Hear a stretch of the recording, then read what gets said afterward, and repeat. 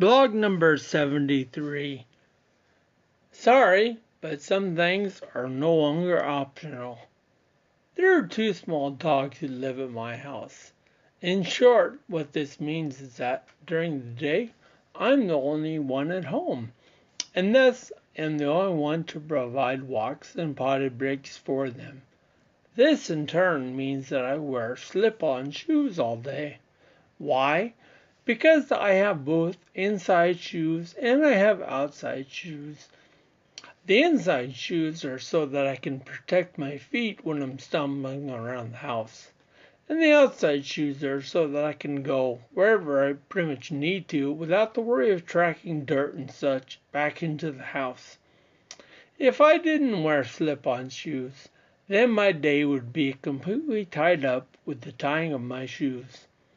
I would be spending 6 or 7 hours each day just on my shoes alone, and 2 of those hours would be consumed by the rest stops and or naps that have become necessary for the rebuilding of my strength after I successfully conquer one shoe and before I start on the other foot. Melissa would come home after a long and stressful day at work and ask me how my day was and what I did, and I would respond with something like, "Well, I got my shoes tied," like this was some sort of major accomplishment. Seriously though, sometimes I wonder if splitting an atom or bringing together matter and antimatter would be easier and less time consuming. Alas, the days of the 30-second shoe tie are a thing of the past, and I only wear shoes with laces when I know that I'll be wearing them all day long.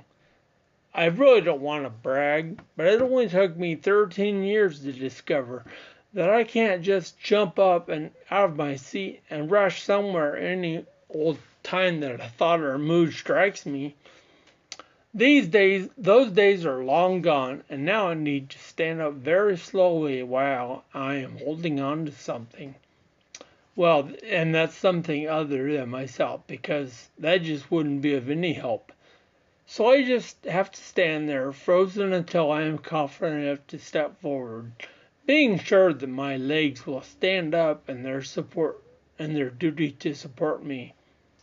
Most people would learn this lesson about themselves after 1 or maybe 2 bad experiences, but I am not like most people. But I think what it was, really, in all honesty, was that I have been running an experiment over the last 13 years regarding my instant on-demand balance, and I am now ready to make a formal statement of my finding, which is that I don't have any instant or on-demand balance. It took me 13 years, but hey, I just wanted to be sure. Another thing that is no longer an option for me is, well, now that I've voluntarily given up my driver's license, I could no longer be a getaway car driver. Oh, I suppose I could be, but it wouldn't be legal, and I wouldn't want to be caught fleeing a major crime scene without the proper documentation. I mean, it seems like a person would never really be able to bounce back from something like that, or fully recover. I mean, that sort of thing could go on my permanent record. It could haunt me for the rest of my life. The only driving that I do these days is on video games. Another daily chore in my life that looks different now, one in which, again, there is no option to go back, is brushing my teeth. To be fair, though, not all the credit for this predicament that I currently find myself in can be blamed on my neurological disease. There is another factor at work here. About a month ago, Melissa decided that I should grow out my beard. And because I am no longer a spring chicken, my usual red beard is about half gray now. This is only a problem when I have engaged in the previously mentioned brushing of my teeth. Because of my ataxia, there is a lack of total control over the toothbrush, and it has subsequently been allowed to wander outside of my mouth, spreading toothpaste evenly around my chin and cheeks. When my beard was kept short, this could be easily spotted because there wasn't very much gray, and as such the toothpaste was quickly identified and rinsed away. However, now that I have a lot of gray hairs come in, I can never be quite confident as to whether I am walking around with just an old guy's silver beard or looking like I just really enjoy my toothpaste. The only way that I can know for sure that the gray covering is my beard and not paste is to immerse my head in a sink full of water to completely wash my face. But then I feel like I should put a few apples in the sink so that I could at least do some little bobbing when I'm there at the same time and make it a fun game for myself. The days of trying to do anything quietly around the house are also all but gone.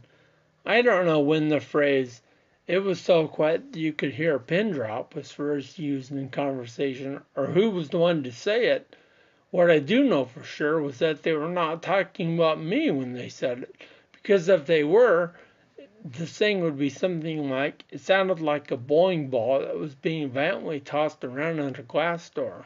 Oh well, these days I find life to be much easier if I just drop the pretense of even trying to be silent. I am no longer surprised at dropping things 20 times. I'm surprised if I don't. If this happens more than once a day, I start looking for the thermometer and I seriously think about calling the doctor.